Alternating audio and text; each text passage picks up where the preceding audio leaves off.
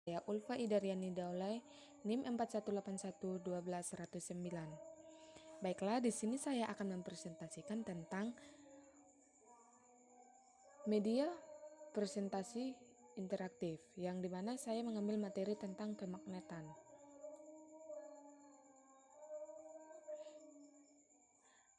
Magnet dapat menarik benda-benda dari bahan tertentu.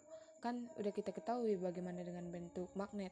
Jadi, magnet itu dapat menarik benda-benda dari bahan tertentu seperti logam, besi. Magnet akan dapat menarik benda tersebut. Baiklah, pertama kita akan masuk asal-usul kemagnetan, yang mana kata magnet itu berasal dari kata Magnesia yang merupakan nama suatu daerah di Asia Kecil, di mana ditemukannya batu besi lebih dari 200 tahun yang lalu. Bangsa Cina sudah menggunakan petunjuk arah kompas magnetik dalam pelayaran kira-kira mulai tahun 1200. Kemudian kita harus mengetahui bahan magnetik dan non-magnetik. Yang pertama, bahan magnetik.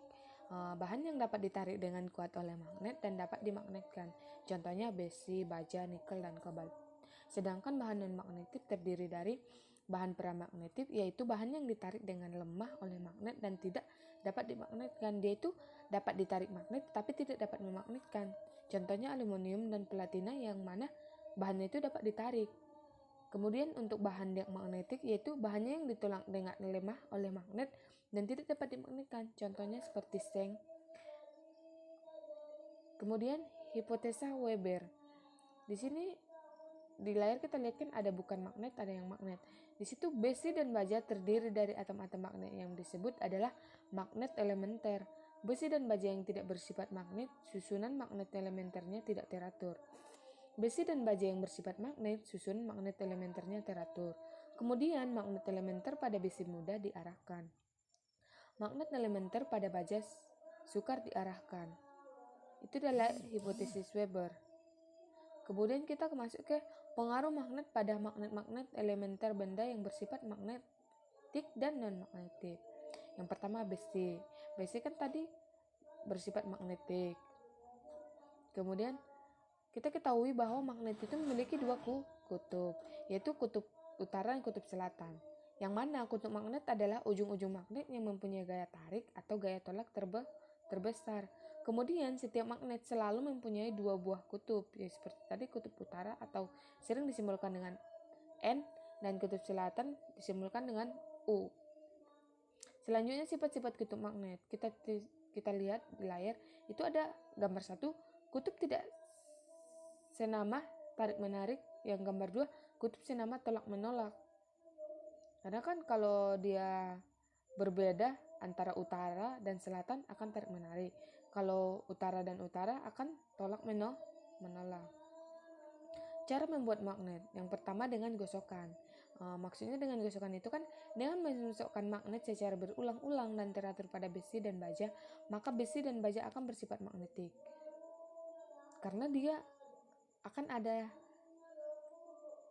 tinggalnya daerah magnet di situ yang dapat menghasilkan magnet, yang sehingga dia itu seperti magnet yang dapat mengangkat benda-benda yang bermuatan. Contoh seperti besi, seperti jarum pentol gitu.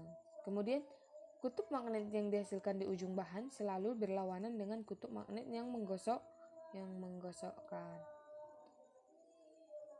Kemudian dengan menggunakan arus listrik, yang ini juga sering dilakukan orang ketika untuk menghasilkan magnet, itu menggunakan arus listrik, yang mana arah kutub magnet dapat ditentukan dengan kaidah tangan kanan. Dengan induksi juga sering kita ketahui bahwa bila besi dan baja didekatkan ataupun tidak menyentuh pada bahan magnet yang kuat, maka besi dan baja akan menjadi magnet. Terjadinya magnet seperti ini disebut induksi. Setelah dijauhkan kembali, besi akan mudah kehilangan sifat magnetnya dan baja tetap mempertahankan sifat magnetnya.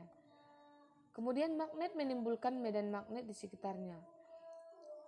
Kita ketahui bahwa medan magnet adalah ruang yang di sekitar suatu magnet, di mana magnet lain atau benda lain yang mudah dipengaruhi magnet akan mengalami gaya magnetik jika diletakkan dalam ruang tersebut.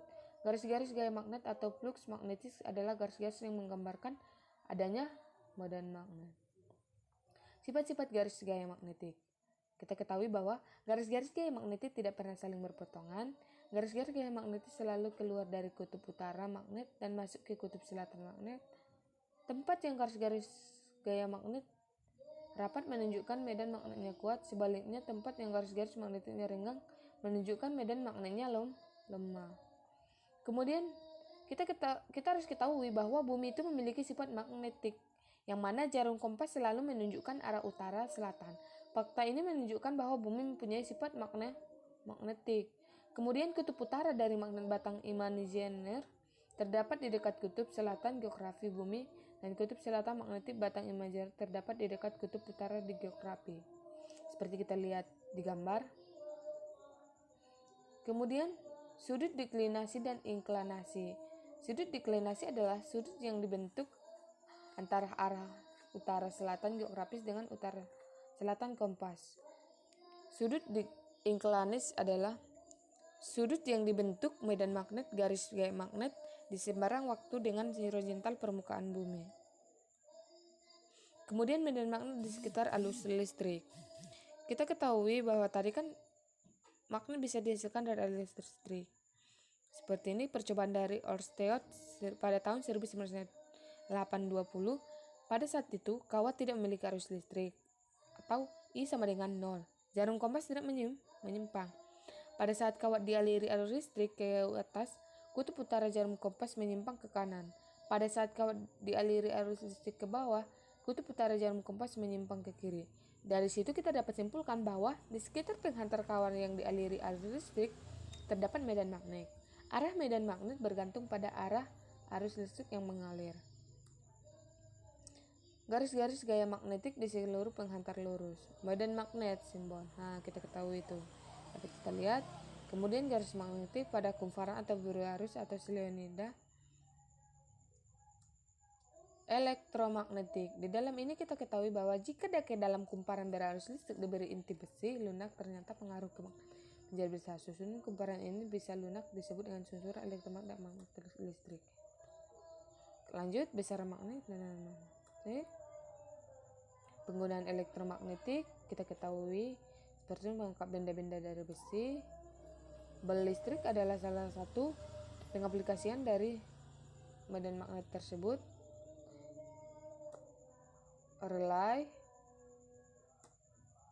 gaya pada penghantar berarus listrik. Arah gaya magnetik dapat ditentukan dengan kaidah tangan kanan. Penggunaan gaya magnetik. Arus listrik.